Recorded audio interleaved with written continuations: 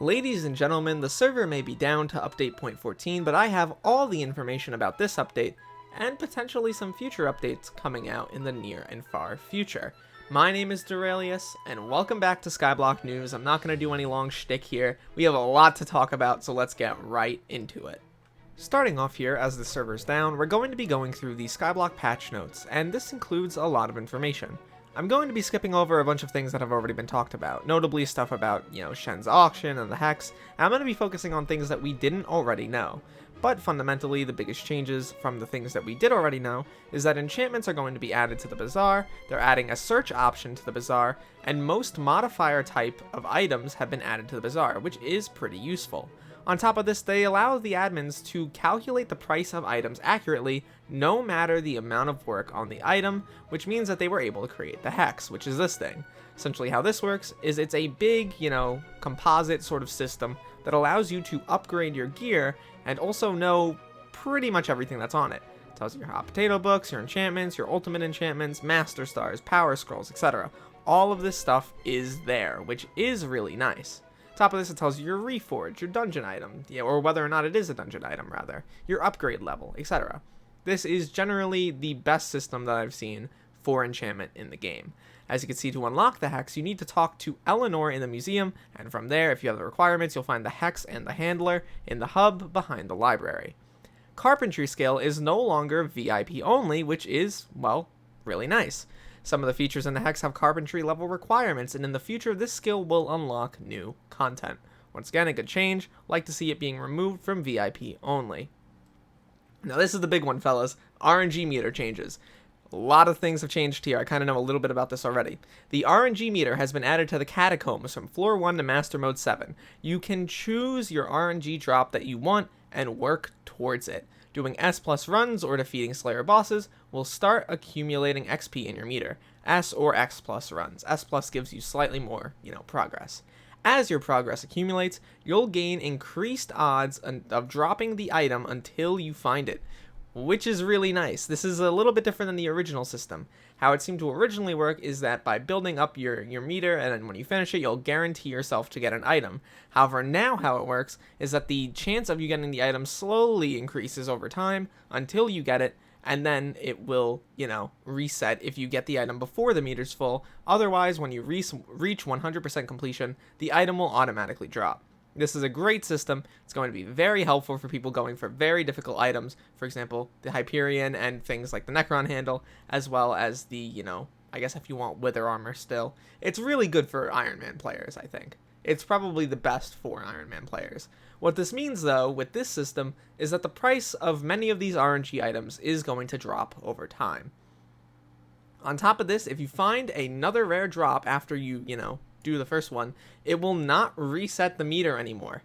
That's huge. That means that you can basically set it up to where you can continue building up these higher and higher chances until you, for instance, get the item you want. It won't just reset when you get a different item. I know that was really frustrating for Slayers, especially. If you got an item that was different, but it was also RNG, if you got a rune or something, it would completely reset. That was terrible. They decided to get rid of it. It will not reset the meter. Only the item you want will, which is great. I really love this system. You start earning the XP at level 3 for Slayers instead of level 4. Another great change, it will keep your current progress for the Slayer RNG meter, and in the case of the Catacombs meter, you will gain some of your XP retroactively, but the ratio is very low for the sake of the economy. I still think that's going to collapse prices for a little bit. If you want to buy a Hyperion, now's your time. The stats breakdown menu we kind of already discussed. All the stats have been compressed into a new menu. It's much nicer. I love it.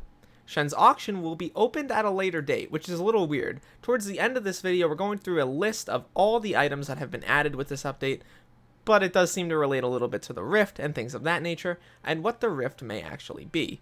With proper endgame requirements, you can talk to Damia and access 2 new types of auctions.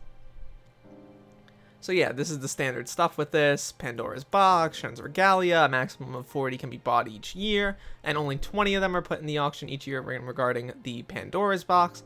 These items seem pretty cool, and there's also the challenges that the box holds, which I think is related to the Rift stuff, which I'm going to talk about a little bit later in the video. Shen himself is selling items from his collection. We're going to talk about that in a minute as well.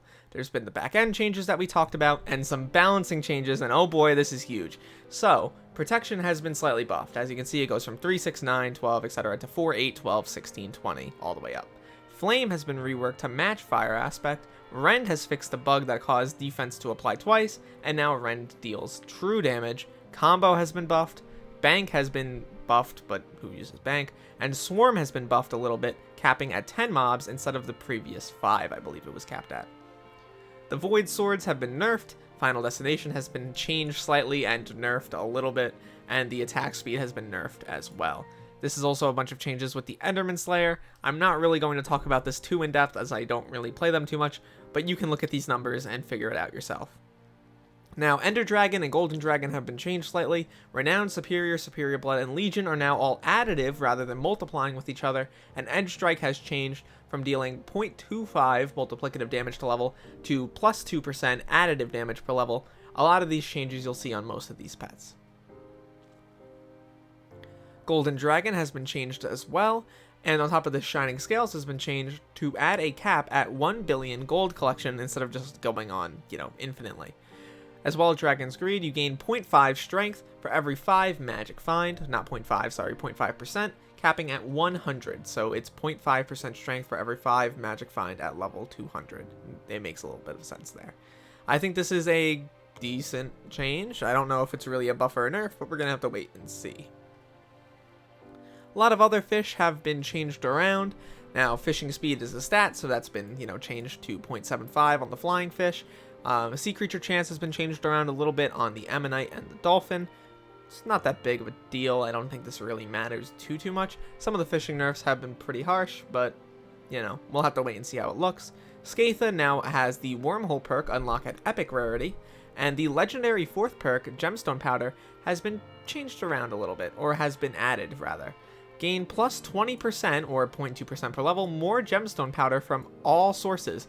Really good for the Skatha pet. It's additive with the Heart of the Mountain Powder perk. Really nice stuff there. Last Stand now activates at 25% HP instead of 15%, and the Phoenix's Rekindle has been dropped from 3 minutes to 1 minute, which is pretty cool. Endermite has been changed around a little bit. It now gives you a bunch of strength and magic find, and it only works on pearls dropped from killing enemies instead of any pearl dropped, which is, good. Top of this, Apex Predator has been changed. It's been changed around from dealing 0.2% damage per level, which I think was multiplicative before, to now plus 1% damage per level, but it's additive. Same thing with Lion. It's been changed from 0.15% to 1.5, but it's also additive.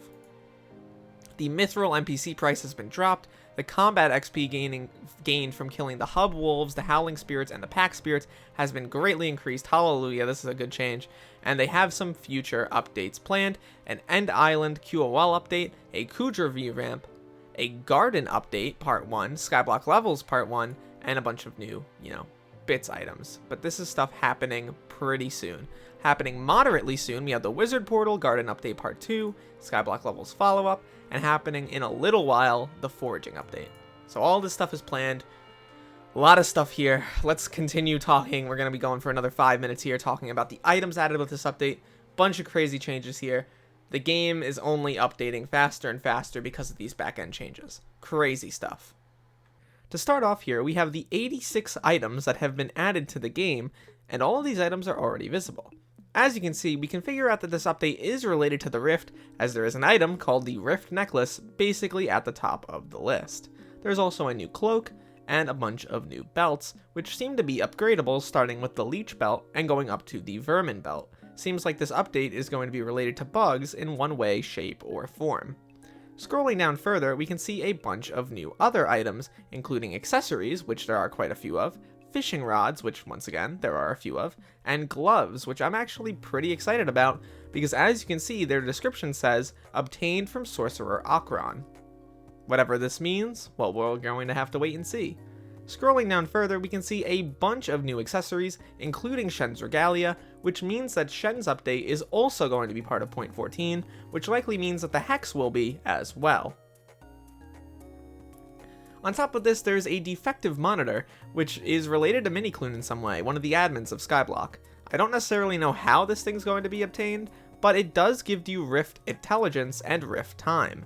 I'm thinking that the Rift now is going to be the minigame sort of thing that Minikloon showed off a while back, although I am not certain of it. It does make sense though, with some of these items giving you additional time, and it is pretty weird for that to be a specific stat. Scrolling down further, we have some new armor, which looks pretty interesting, on top of the fact that there's a set of armor that's mythic, and also gives you negative Rift intelligence for whatever reason. There's some backwards spelling chest plates, and some more leggings that are also backwards, so that's going to be a separate set. Generally, the armor isn't really too special, but we do get some armor that has walk speed as part of his perks, so essentially speed. Scrolling down further, we have a bow that's just called Mirrored Bow, or Bow backwards. Once again, have no idea what this is supposed to do or mean. A few wands have been added as well, and just a bunch of items have been added to the game. Tons of these random, strange, and weird items that I don't necessarily know too much about. On top of this, there's a doubloon of the family now, likely related to the auction house with Shen's auction. On top of this, there's a key to Infested House Soul, whatever that means, and you can hold the item in your inventory to use the soul in the infested house. No idea what this means, but once again, this update will be coming out fairly soon. There's a new fish added, a rat jetpack, which I think we saw from the previous Shen's auction update, and a bunch of other items that are similar. There's also these two new cruxes, Shadow Crux and Shy Cruxes, which seem to be related to creatures in one way or another, and they have a moats sell price, which is entirely new once again. Scrolling down further, that's pretty much everything. We get a couple more fish, and a backwards tiny hammer, which God knows what that means, but this update looks pretty interesting. I want to also keep in mind that moats sell price is different from NPC sell price as a stat. As you can see here, the doubloon family sells for 100k, and these items towards the bottom sell for moats, whatever that may be. This update once again looks to be incredibly massive, and there's even a fragment similar to the dragon fragments on top here, the Leech Supreme fragment. Who knows what this means, but we're going to have to wait probably an hour or two to figure it out. This stuff is incredibly exciting. I'm really happy that they're actually, making these huge changes to the game, and I can't wait to launch into it. I'll likely post a longer, more in-depth video later, or maybe stream. Thank you so much for watching. I hope you enjoyed this video, and look to the future, fellas, because I will see you then.